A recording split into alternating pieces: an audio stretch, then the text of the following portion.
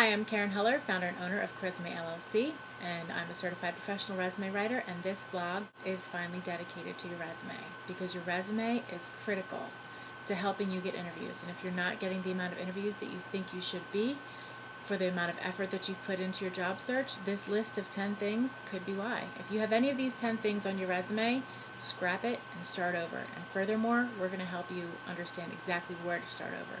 Because when you apply to a job online, you're one of thousands. Sometimes you're even one of tens of thousands of candidates. It's critical to have a resume that helps you distinguish yourself and unveils your brilliance. The number one thing, cliches. The number two thing is the objective. Number three is paragraphs longer than 5 lines. Number 4, series longer than 4 items. 5, bullets that are longer than 2 lines. 6, lists that are too long, and we'll go through the different kinds of lists and what's too long for that kind of list. Number 7, the phrases responsible for or accountable for or variations of those.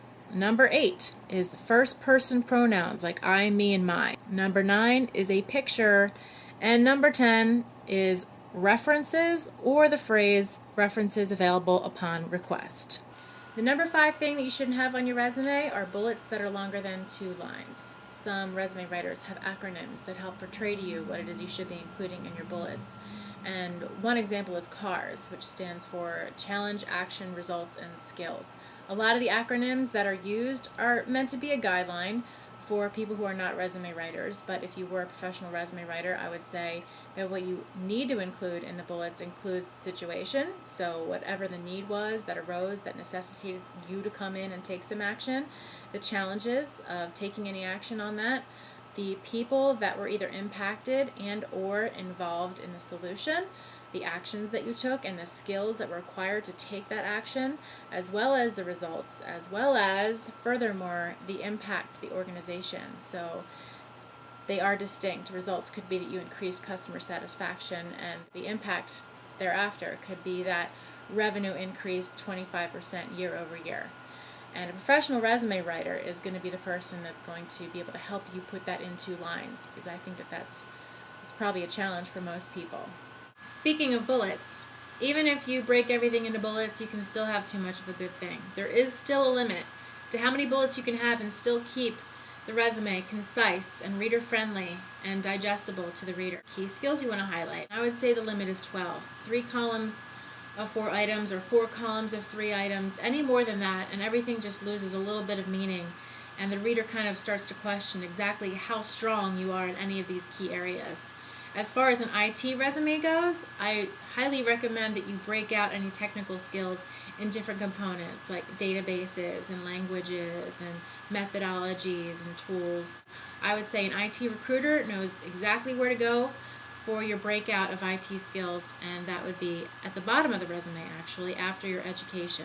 There's also a limit to how many bullets you can associate with the position description and have them still have meaning to the reader and not overwhelm the reader, and that's 8.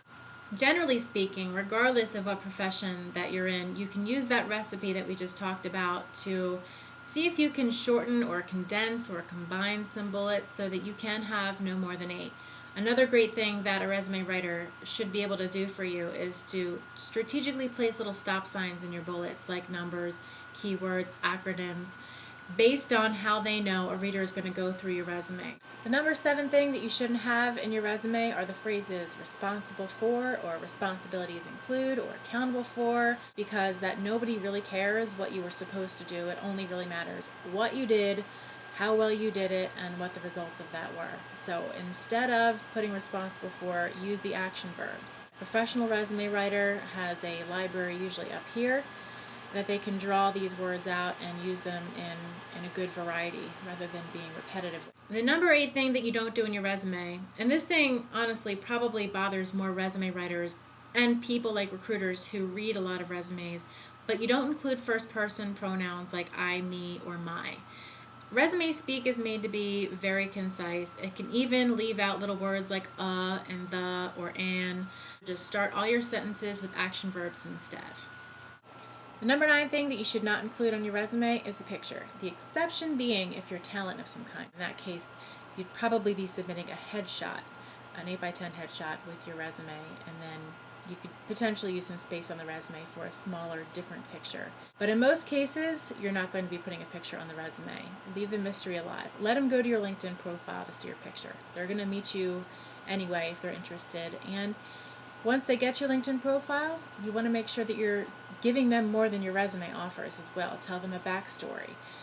Use the opportunity to talk about your passions and your drive and reasons why you took the job or reasons why you love the job.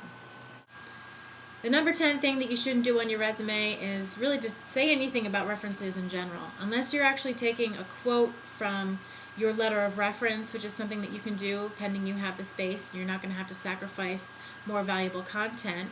Other than that, you don't want to put your references' contact information or their names on your resume anywhere. Privacy is of utmost concern to everybody. And also, when you send your resume to recruiters and you include your former supervisor's contact information, they may see that as an open door to call your former employer, and rather than ask them about you, they'll ask them if they have any open positions.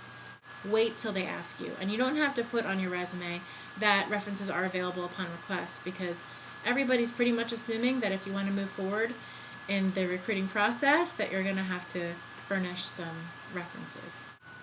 I thought it was high time I did this vlog, because this is advice that I'd like every job seeker to understand. I want them to also be able to qualify their resume writers to make sure that they can do all the things that I've said a highly trained and experienced resume writer should be able to do for them. And I understand that not everybody has the budget to engage a professional resume writer. But I also have had a lot of people who have spent precious time fumbling around trying to implement some of these things and just really generally not able to write about themselves genuinely, authentically, especially if you've been out of work for a while. It might be hard. I just ask, if you are one of those people who are watching this thinking, I'm going to try to implement this, don't wait too long. If you're really struggling to write the kind of resume that's going to unveil your brilliance, go to our website, download our needs assessment form. It's just a page full of questions. We'd be happy to provide you with a free resume and campaign evaluation. No risk, no obligation. Well, the only obligation is that you enable us to provide a proposal for you. But please understand, we offer a satisfaction guarantee. We want you to walk away with a resume that you feel confident walking into an interview with, so that not only is it the tool that gets you the interview, but it's also the interview tool that gets you the offer. Now go unveil your brilliance.